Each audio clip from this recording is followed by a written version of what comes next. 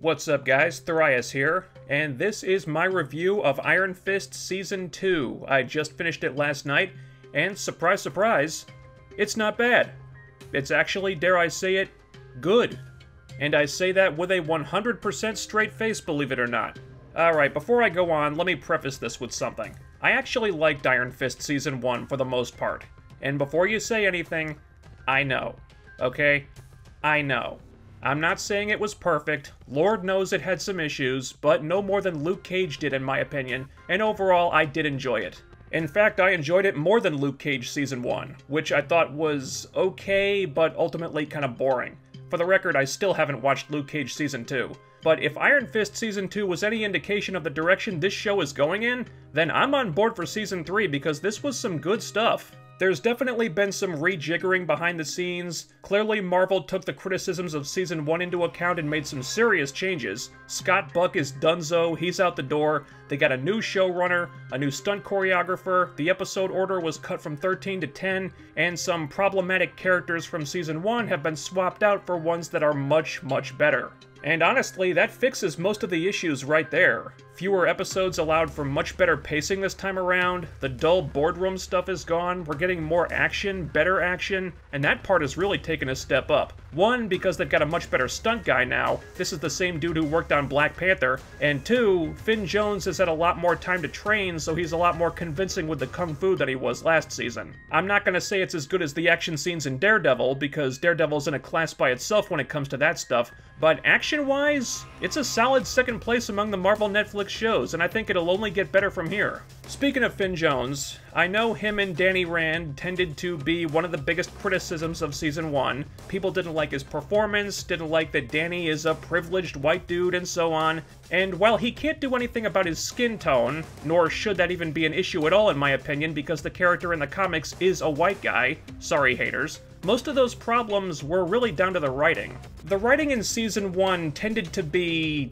awkward. There were a lot of lines that were very clunky, that didn't sound like they should be coming out of these characters' mouths, and Danny was the biggest victim of this. And I think what Scott Buck was going for with that was trying to write dialogue that you would find in an actual kung fu movie with subtitles and stuff. And it didn't translate well. It felt unnatural and weird a lot of the time. It just didn't work.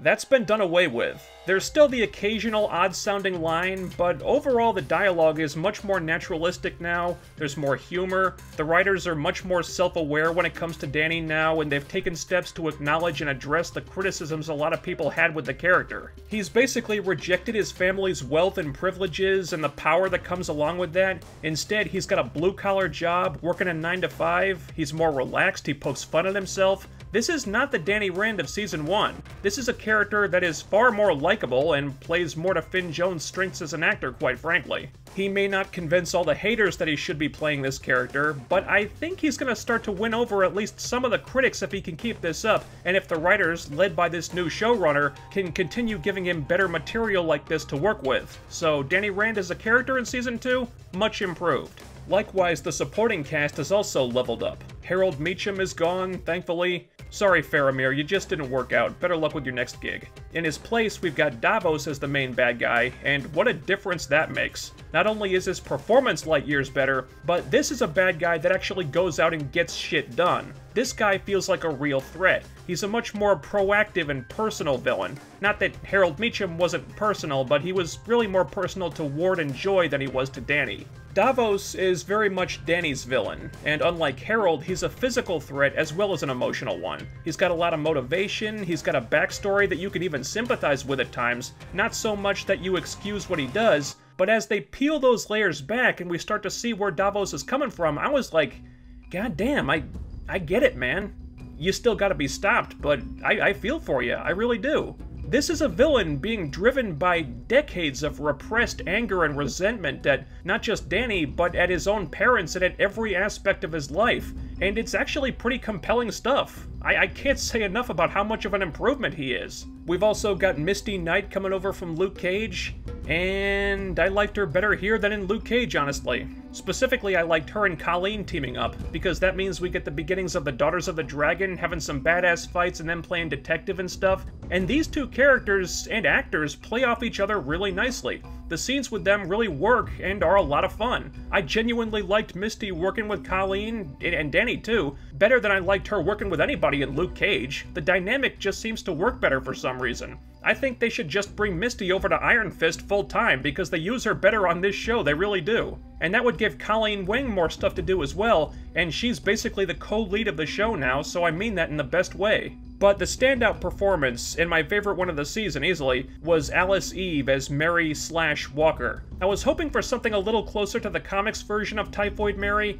though, spoiler alert, we may see that come Season 3. But what we got here was excellent. They keep it very grounded and down to earth, so it's definitely a change from the comics, but her portrayal of a woman struggling with DID and two totally different personas really sold me on this incarnation of the character. There are so many little nuances she throws in as she switches between these two different personas. Different mannerisms, different ways of speaking, even different body language. She really does feel like two completely different personalities in the same body. I was really impressed. I had no idea Alice Eve had this in her. Now granted, the only thing I'd seen her in before this was Star Trek Into Darkness, which wasn't much of an acting showcase for her, but if this is what she's capable of with the right material, then I'm down. I say hit the gas pedal and let her go full-blown Typhoid Mary in Season 3, which we do get a tease of, and it's one of the most unsettling and sinister moments of the season. If she's the big bad of Season 3, they could do some scary stuff with this. Now, I do still have a few issues. My main gripe is that the finale feels a little anticlimactic, because they do this thing that I've seen other shows do, and it's almost always a mistake. They resolve the conflict early on, too early, and the whole rest of the episode is wrap-up stuff. I've never liked this, I don't think it's effective, the Penny Dreadful Season 2 finale did it, it didn't work, the Luke Cage Season 1 finale did it, it didn't work.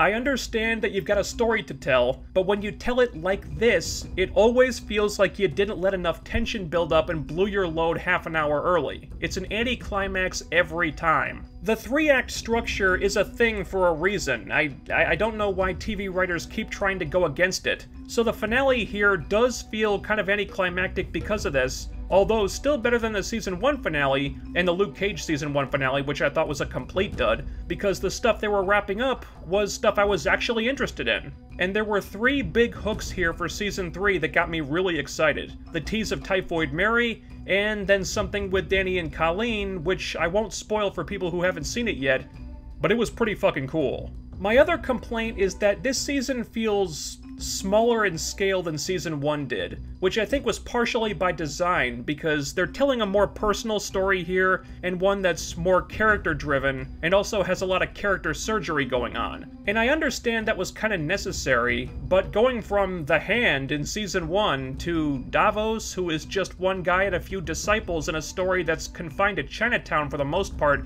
it did feel like the show was narrowing the scope here, but that looks to change in Season 3 if those teases I mentioned pan out the way they have the potential to. So overall, I think the purpose of Season 2 was not pushing the show forward exactly, but in putting a big band-aid on Season 1, fixing or eliminating the stuff that didn't work and replacing it with stuff that does, while also setting the stage for stuff they can do later. And in that capacity, it's a success. Now the show has a sturdier foundation from which they can hit the ground running if they get a Season 3, which I totally think the show deserves. They took the criticisms of Season 1 to heart, they obviously worked hard to improve things, and the result is a much better show. I would definitely recommend Iron Fist Season 2. If you were one of those people who didn't like Season 1 and gave up on it, I say give it another shot, because Season 2 might just change your mind.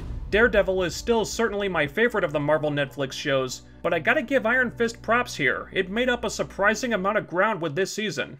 But what did you guys think of Iron Fist Season 2? Let me know down below. And while you're at it, click that thumbs up, smash the bell icon to be notified when new videos get uploaded, and share the video around with all your friends. Let's see if we can get that view count up and bring them in on the fun. I talk movies, TV, comics, trailers, and more, so if that's what does it for you, hit subscribe and stay tuned, and I'll be back real soon with the next one.